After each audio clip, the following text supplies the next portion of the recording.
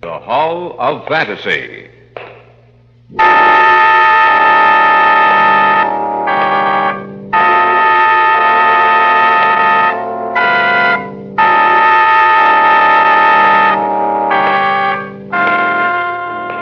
Welcome to the Hall of Fantasy. Welcome to the series of radio dramas dedicated to the supernatural, the unusual, and the unknown. Come with me, my friends. We shall descend to the world of the unknown and forbidden, down to the depths where the veil of time is lifted and the supernatural reigns as king.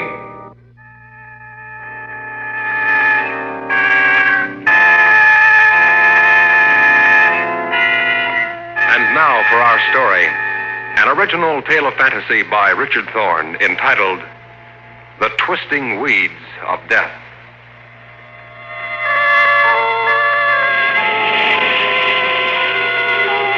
The old house stands on the bluff overlooking the sea about 3 miles out of town. It's been empty for almost 20 years. Through the seasons of the year, it stands there, buffeted by the sea wind, tempered by the rain and snow, till its color is changed to a dirty gray. No one goes near it. The people who live in my town on the rocky coast of Maine are a superstitious lot, and ever since that stormy night so many years ago, no one goes near it. The old wives say that death is in that house. My name is Jason Fielding. I'm sheriff of Seaview. The job doesn't really amount to much, except in the summer when the city folks move in. Even then, my main worry is to make sure the young ones don't get out of hand.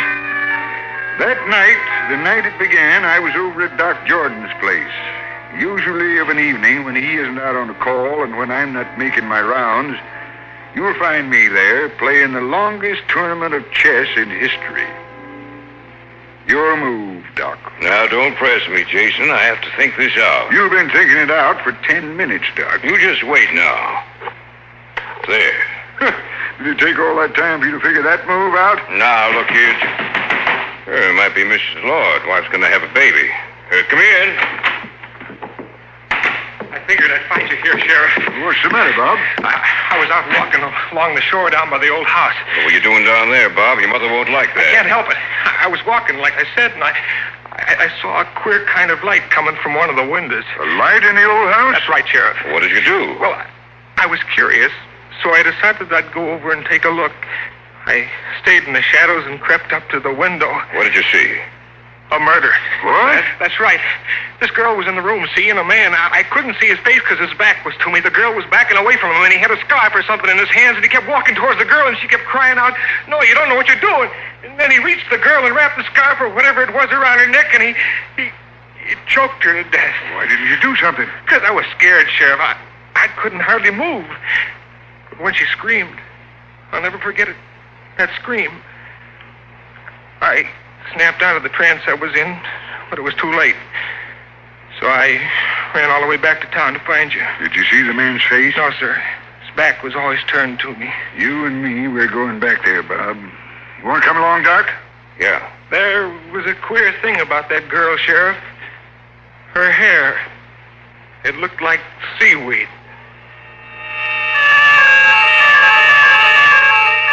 That's the way it started. The three of us went outside and got into my car. It only took us a few minutes to reach the old house, even though the road leading up to it was gutted and overgrown with weeds. Bob Stanley said he saw a light burning. When we got there, everything was dark. This is good enough, I guess. I thought you said there was a light burning in the house. There was. There's no reason for it to be burning now. Come on, let's go. Right. Good thing we brought along a couple of flashlights. Listen. What's the matter? Didn't you hear it? Hear what? I heard a scream. I didn't hear anything. I didn't either. I'm not kidding. I heard a scream. What window was the light coming from? That one. There. Well, let's go inside. We'll take a look at that one. Sure is a spooky old place. Used to be a beautiful house before... Before what? You weren't even born when that happened, Bob. Before what happened? Before the murder. You mean someone was actually killed out here a long time ago, just like tonight? That's right. Someone was killed a long time ago. Try the door, Doc. All right. It's open. Let's go in. Put your light on, too, Doc. All right. Don't look like anyone's been in here for years. Still in pretty good condition, though. Yeah. Now, let's see. That room should be over here. The door's open. Let's see what's in there. There doesn't seem to be anything in here. You sure you saw what you did, Bob? I'm not lying to you, Sheriff. I know I did. Well, there's nothing in here now. Just a minute. What do you see? Over here. Look at the floor. It's soaking wet. And there's seaweed on it. He's right, Doc. That is seaweed. When I saw her hair, it looked like it was covered with seaweed. Who was that? I don't know. It came from this room. It couldn't I have. tell you, that scream came from this room. Shine your light around, Doc. See, I told you. Couldn't have come from this room. I tell you, it did. The boy's right, Doc. It did come from this room. As far as I can see, there's no one else in here, just the three of us. If it didn't come from this room, where did it come from? And who screamed? That's what I'd like to know.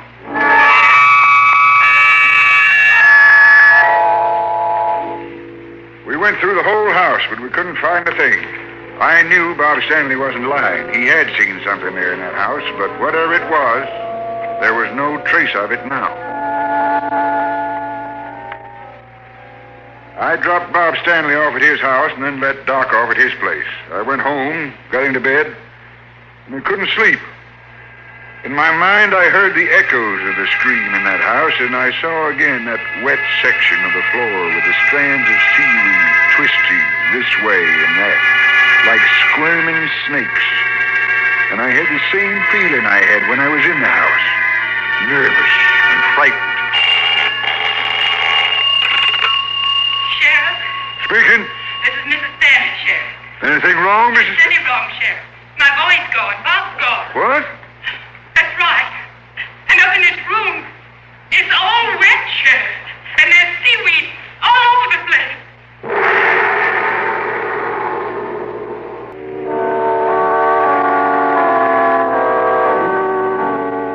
After I put the receiver down, I got dressed as quickly as I could. I went downstairs, got into my car, and drove the short distance from my house to the Stanleys. Come in, Sheriff. Come in. Have you called your relatives, Mrs. Stanley? He might be there. I've called everyone in every place I thought he might have gone. He wasn't at any of them. I'd like to see his room. Just come with me. When you came in, he said he'd been with you. Is that right? That's right, Mrs. Stanley. Where were you so late?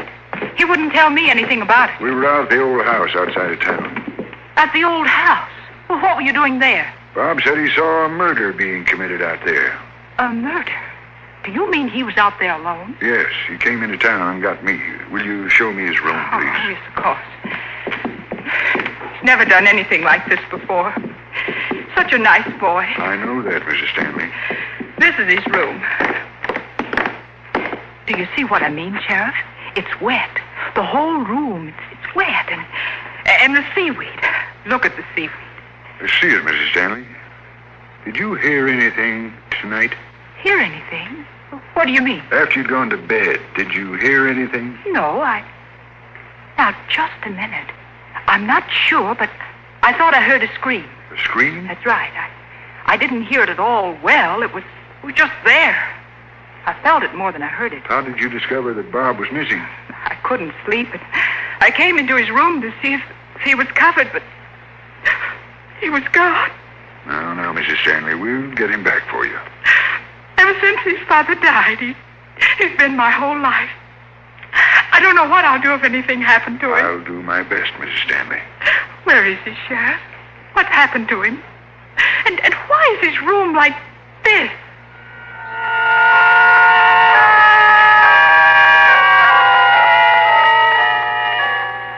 On my way to the old house, I stopped at Doc Jordan's, but he wasn't home. I figured Mrs. Lord must be having her baby. I took a gun with me because I wasn't sure what I'd find out there. Bob? Bob, are you out here? Answer me, Bob! Jason, is that you? Who's calling? Doc Jordan, near the edge of the bluff. You seen anything of Bob Stanley? I found him. He's here with me, near the edge of the bluff. I'll be right with you. Be all right, son. He'll be all right. passed out. And I'll give him a whiff of ammonia. You know, to bring him to. Bob. Bob, boy, wake up. Take another whiff of this, son. What? Where'd you come from, Doc? I was coming back from delivering Mrs. Lord's baby, Bob. Saw a light in the old house. Thought I'd stop and see what it was. And I saw you run out towards the bluff and follow.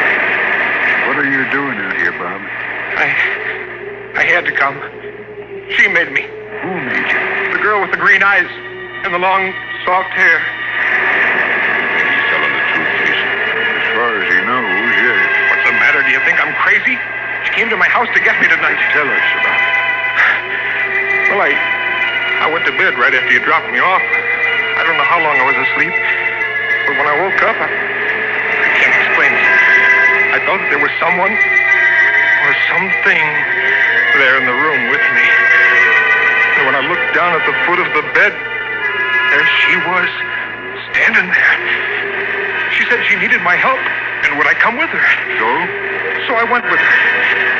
We walked out here to this old house together. She held my hand. Her skin was soft, and yet it seemed wet. She was a beautiful girl. We went into the house, in the room we were in earlier tonight. Funny thing, there was a light on in there, but I didn't know where it came from. She was pointing to something. When a look of terror came across her face and she screamed, "Run! Run for your life! He's coming!" And I ran. That's when you ran out of the house and out here near the edge of the bluff. That's right. I thought I saw someone chasing me. I was afraid, I guess. So afraid I passed out. It's a good thing I found you. Yes, I guess it was. I want you to come back to town with me, Bob. I want to show you a picture. Picture of a girl who's been missing for 20 years.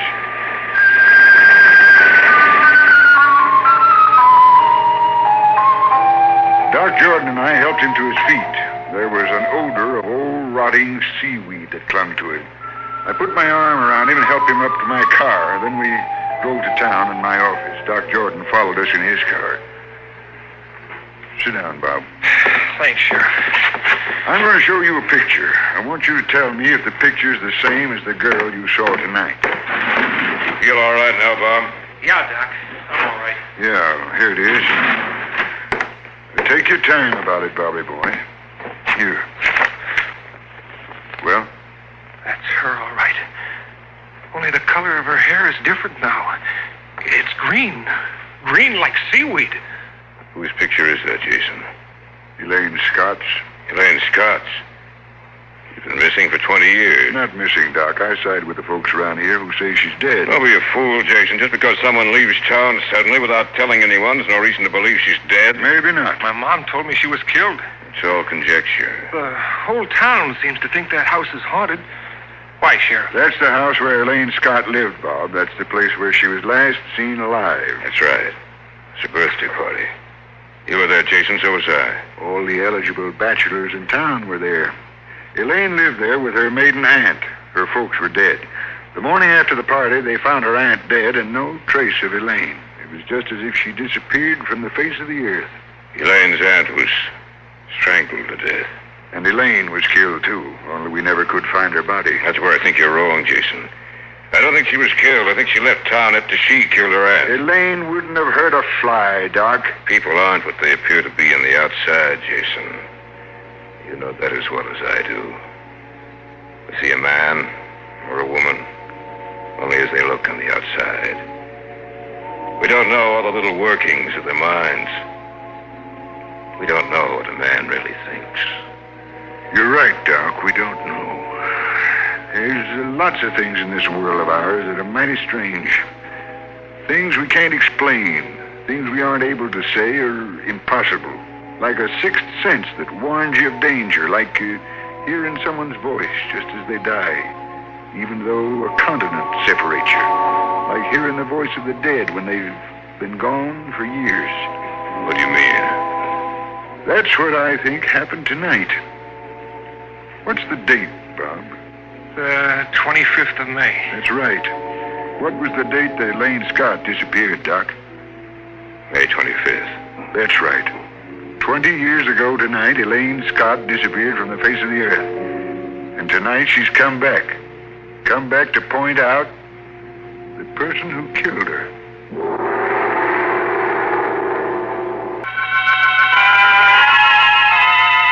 We sat in my office, the three of us, Doc Jordan, Bob Stanley, and myself. Something had happened that night. Something I couldn't explain nor understand. For Elaine Scott, dead for 20 years, had reappeared 20 years to the night she disappeared. You don't mean to tell me, Jason, that you believe the dead can return? I believe a lot of things, Doc. People might laugh at me for saying it, but I do believe they can in one way or another. Well, what are we going to do? You said she led you into the house, Bob, and she pointed to something. Did she say anything then? No, she... Yes. Yes, she did. She said, this is where it happened, before we went downstairs. Before we went downstairs. You know what she was trying to tell you? She wants you to know where her body is. You sound like an ignorant fool, Jason. Maybe, maybe not. We'll see. We're going back out there, Bob. All right. You want to come along, Doc? Yes, I guess so. This time I'm going to take a gun along. What for? Handy things to have around, a gun. That's a ghost, Bob. So a gun won't do you any good, Jason. I got my reasons. Come on, let's go.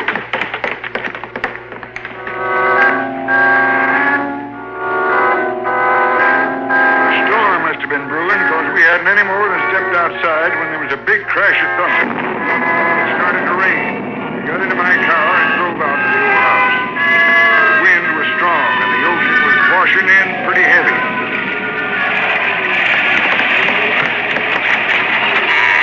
Keep your flashlight down. Oh, there's nothing to be afraid of, Doc. I don't know about that. You said before we went downstairs, isn't that right? Yes, sir. Well, let's go downstairs. All right. Someone's in this house. It came from that room. The same room. Do you want to go in there, Sheriff? No, we won't find anything in there now. We'll go downstairs. Here's the door that leads to the cellar. All right, open it. Why don't we go back to town and wait till morning? We're here now. We might as well go through with it. What do you expect to find down there, Jason? I don't know. Let's go. Watch your step. No one's been down here in 20 years. Stairs might be a little rickety. You see anything, Bob? No. The place is heavy with dust, cobwebs. When a house gets a reputation like this one has, it's bound to be like that. No one lives in it except fighters. You don't see houses like this anymore. They've all got cement on the basement floor, not earth like this one has. There doesn't seem to be anything down here, Sheriff. I think there is. I don't see anything. You can't see what we're looking for. Not now, anyway. What are you looking for, Jason? Elaine Scott's body. Elaine's body. That's right. We didn't think to look down here the day we found her aunt dead. We searched the house, of course. I even came down here and looked around, but I didn't think to check the well. What well? It's behind that door. Come on, let's take a look. What's a well doing down here? They had to have water. This house isn't connected to the water system in town. Old Mr. Scott was a pretty smart fellow. He didn't relish the idea of going out in the winter snow to draw water, so he dug the well first and then built his house over it. All right, try the door. It's locked. You'll have to break it in then. You help me, Bob. Right. Together now. Be careful now. Shine your light around. Yeah. There's the well, all right. What do you expect to find? You'll see. Be careful when you lean over the top part of the well wall. Those bricks might be loose. All right, shine your lights down. The shaft is cracked in a lot of places, and it's all overgrown with weeds. Yeah. But I can make out something down there. Beneath those weeds, something white. It looks like bones. That's what they are, all right. Bones. Elaine Scott's bones. Now, watch out, Bob. We better get back to those bricks and pieces. You were right after all, Jason. I guess I was. What are you going to do now? Well, that depends. On what? What happened that night, Doc? What night? The night you killed Elaine and her aunt. You're crazy, I Jason. don't think so. Comes back to me now, all of it. You stayed behind after the rest of us left. What happened? Look out, Sheriff! I don't take that gun. You got your gun, Sheriff. Answer right. I don't try anything, Jason. Are you either, Bob? You did kill him then. That's right. Why? You know how I felt about her? I asked her to marry me. She laughed in my face. I must have lost my mind to kill them both. Ever wonder why I like to play chess with you, Jason?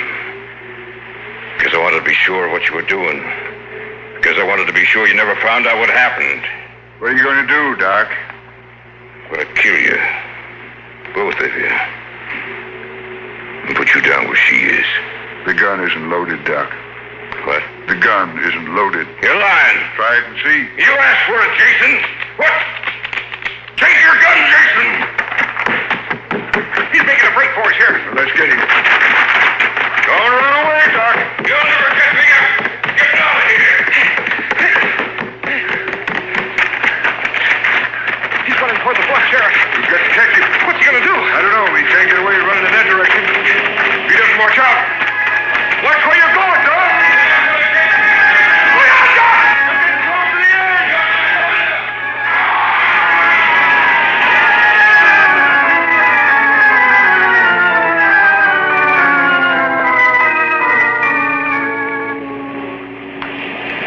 Do you see him? Yeah. Down there on the rocks. Is he still alive? After that fall? No. It's 200 feet down there to those rocks. He isn't alive. We'll come back and get him in the morning. Sheriff, Yes. the girl I saw, she wasn't real, was she? She was real, all right, Bob. You mean she came back? That's right. She came back. There's a lot of things. Oh, just a lot of them. Like I said in my office, like hearing someone's voice just as they die. Or like seeing them, as you did, after they've been gone for years.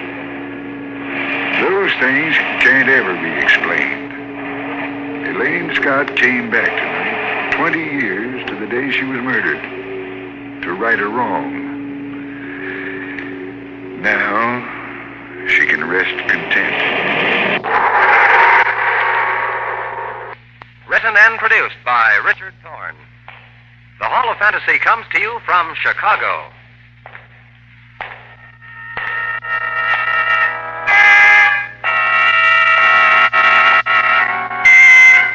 Remember, be with us next week, same time.